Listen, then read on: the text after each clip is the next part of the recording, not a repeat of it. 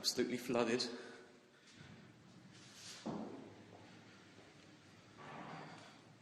I'm in shorts and t-shirts, so...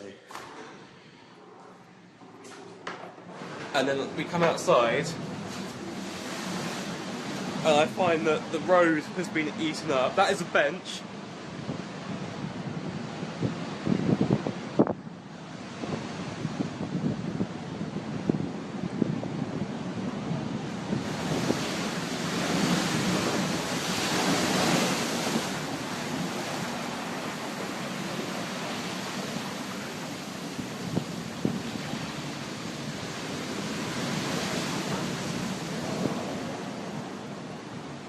I don't know if you can see down there, but there's obviously some environment agency pumping truck going on. This end of the prom is actually further away from the beach. I'm not sure if you can see, but like right down the distance, there's only like a road's width between the houses and the sea. So it's going to be a lot worse down there.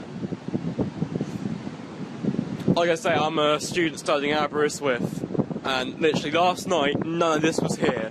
Time now is about 9:30. The worst bit is like, I slept completely through it.